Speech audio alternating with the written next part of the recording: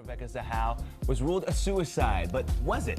There are so many theories surrounding this case, and people are still trying to figure out what actually happened. Well, it's the subject of a new Oxygen series, Death at the Mansion, Rebecca Zahau. It premieres June 1st.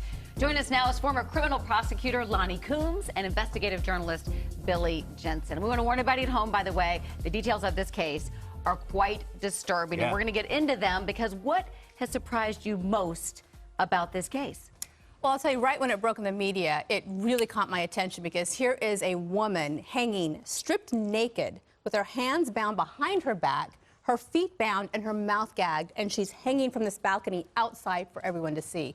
And I'm like, what in the world happened to her? Yeah, and it was ruled a suicide by police investigators. How? That's right. How?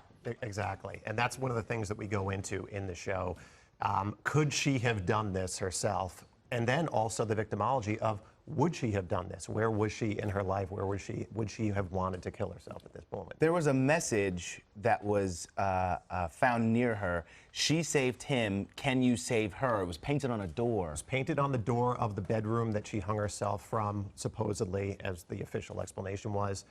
And looking at her other writings in her journal, she was very verbose. She was a very kind of flowery writer. If you're going to commit suicide and the last thing you're going to say on earth is something so succinct and also something so cryptic, why would you do that? Even sinister sounding. Yes. And in third person, why aren't you talking about yourself if this is your suicide note? Yeah. What's the timeline with all of this? Because there's also her boyfriend's son was killed. Right, so she's living in this beautiful Spreckles mansion, a very famous landmark there on Coronado Island with her very wealthy boyfriend, and she's taking care of his son, 6-year-old son. 2 days before she's found hanging, he has this very tragic fall and ends up going into the hospital in a coma. So at the time that she dies, not just 2 days later, the son is still in a coma. Is it connected, these two deaths, 2 days apart in the same house? So some people looked at the boyfriend, but there was another character, there's another person that was also involved in this case somehow, right? Well, there was another individual that was at the actual crime scene that was staying in the guest house, which is the brother of the boyfriend. How is all of this, I mean, just from what we're talking about right now, it seems pretty obvious, possibly not a suicide. How was it ruled a suicide? No DNA.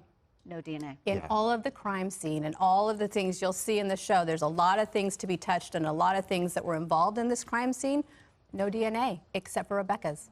No DNA found or no DNA like reported in the case? No DNA found. Yeah. No prints, no DNA other than hers. And the reason, you know, when what they were saying is that we're going to throw victimology completely out the window because they were saying that she got a phone call, which is actually a voicemail, from the boyfriend saying that the little boy was not going to walk and talk ever again.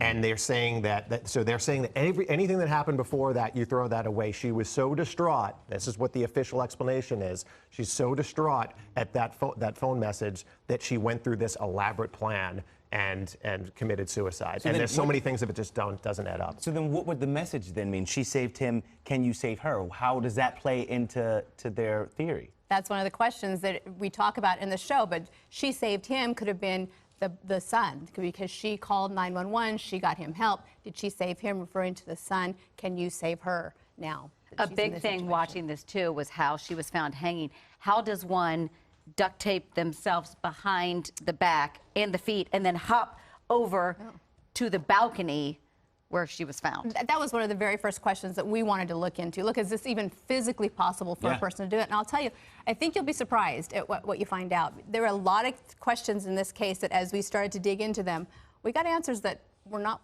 what we expected. Yeah, and we actually, we did a lot of, we met with ropes experts. We actually and tried it on ourselves and whether you could do this, whether you could tie yourself.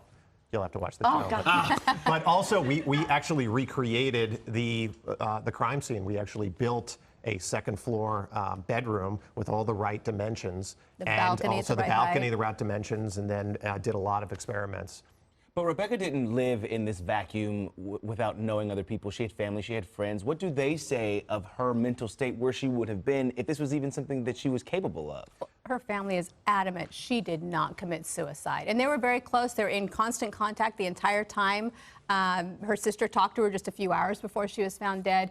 And they have been fighting all of these years to get it classified from a suicide to a homicide. And we can look at her text messages and see her state of mind, at least within the text message. And she was very much sort of quarterbacking the family. And she had to take people to the hospital and pick up people from the airport. And we also talked with her sister, who was the last person to speak with her that we know of. And she was making plans. She was not showing any distraught behavior. We have to say no criminal charges ever have been filed in connection with her death. Is this considered a closed case then? As far as law enforcement, they have determined this to be a suicide. Wow. And so one of the things that's happening with a lot of these cases that are being brought to podcasts and being brought to television shows and that kind of thing is that you're kind of almost crowdsourcing investigators again, right? Like new information is found. Are you hoping that maybe something will get out there, someone will remember something or find something or know something and come forward? Well, that's one of the things that I do. I solve murders using social media, and I work with police departments and victims' families. You know, we tried that. It was so long ago, trying to see if anybody remembered anything. We did get a couple tips if somebody had heard something. Somebody had heard a woman screaming that might have been related to it. But the biggest thing is you got to put these cases into the light, and maybe something will get shown on. And you never know, years later, somebody might start talking. Yep. Yeah. Billy and Lonnie, thank you so much. you. The four-part series, Death at the Mansion, Rebecca Zahau, premieres June 1st at 6 p.m. And if you love that video, you're going to love everything on the Access YouTube channel. So hit the subscribe button. You can thank me later. Hit it. Now.